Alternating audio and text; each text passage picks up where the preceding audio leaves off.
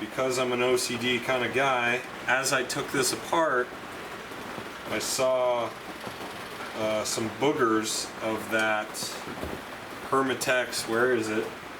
Oh, it's over there, but the Permatex white goo that it had everywhere, you know, this stuff right here, that stuff, that sealant, it turns into kind of a booger.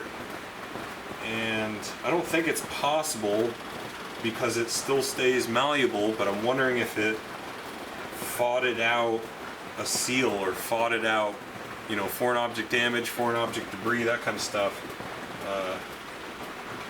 Regardless, I guess what I'm trying to say is whether or not it screwed up the guts.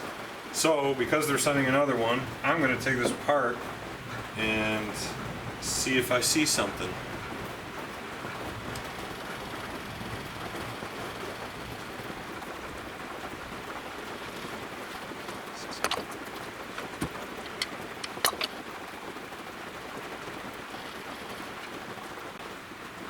Okay, so that's 22 half turns.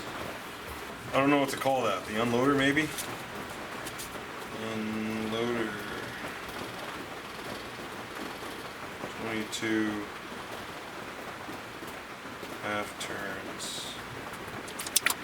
That's me. Cookies. Loading. Double duty. Right, how's it?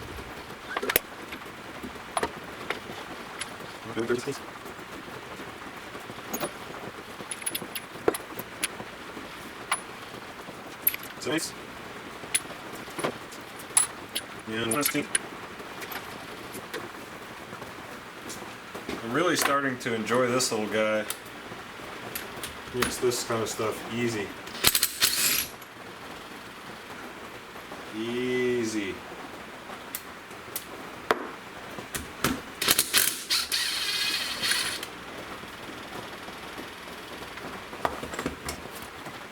Okay. O-ring, those are pretty good because everything. And got BB there.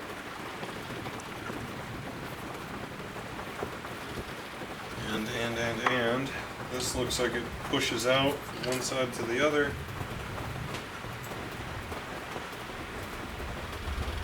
There's a seal on that.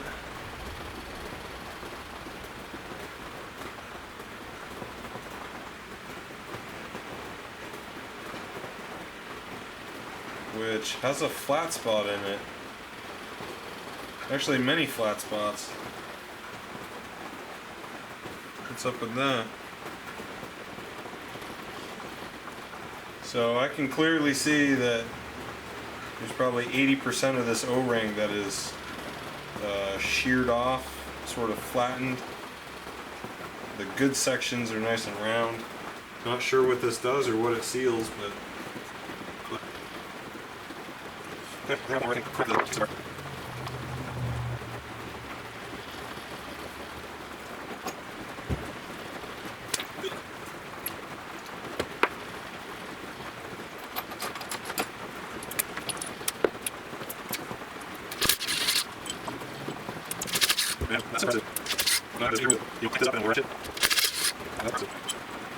so those studs look perfectly serviceable. They've got a lock washer on each, and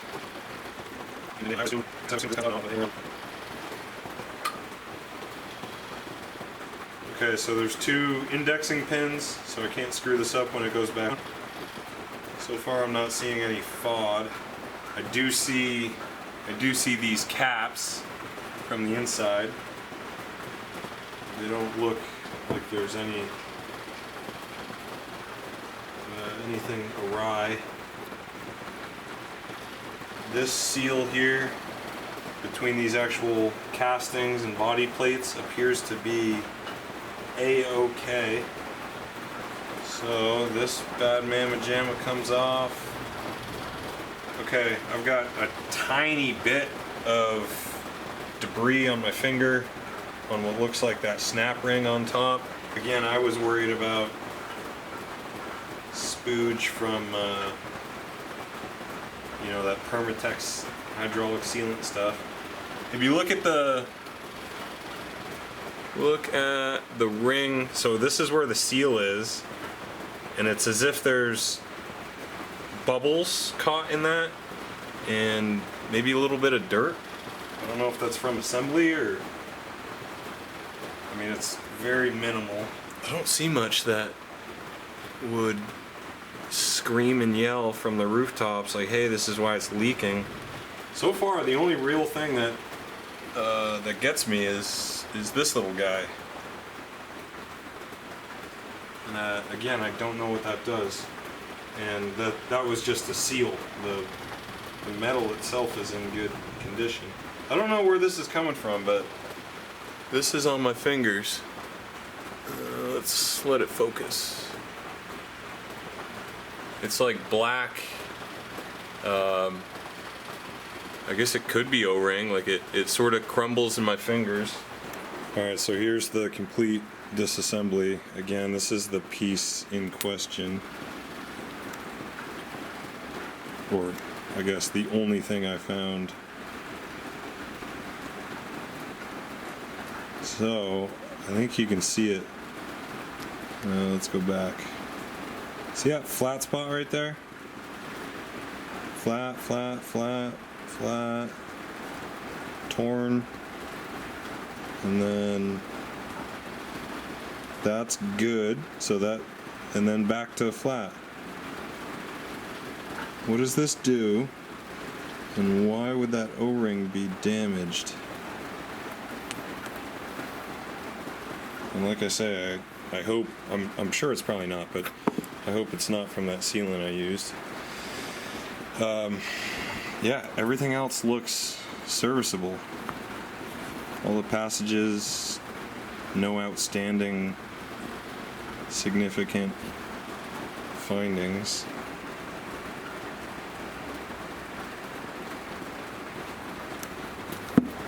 I just proceeded to start putting this together, and I noticed a few more curly cues. So I'm not sure if that is O-ring material. I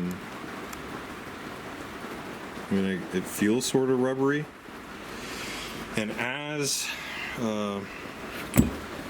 I put this back in, I can certainly see how it could be that O-ring could get damaged. It's a decently square shelf. There is a little chamfer in there, but it's certainly not superbly deburred. You know, the whole nine. I'm not sure if this is a Friday job. I don't know. So this goes here, blocks oil from what? From that passage? I would just put this back together with like a donor O-ring and try it out, but at this point I've disassembled everything. This could be the culprit. What do you guys think? I thought I was done with the show and tell, but as I stare at this more, you know, again, this is what presents as the issue. That guy right there, I think. As I look at this, there is an orifice that goes between those two journals, and of course lighting and video, you know, never works out good, but there's an orifice at the bottom there. And just like the cube carbs on weed whackers and small engines, they had to drill from the side to, you know, drill that hole and then plug it. So this plug is good to go, but I just think it's interesting seeing how they manufactured this. So as I look at this, is it really just as simple as whatever this donor plug is failing? Like the junction between, you know, this metal and this one? I don't understand why they couldn't just counterbore these sleeves, you know, that the journal of this mandrel rides against, of that shaft I should say, do not go to the bottom. So what's stopping them from just counterboring this and putting a sleeve in and leaving this parent material undisturbed so that this slug didn't need to be here? that is, I guess, a question for an engineer, but you can see that those sleeves don't bottom out. Maybe you can, I don't know. So that sleeve doesn't bottom out.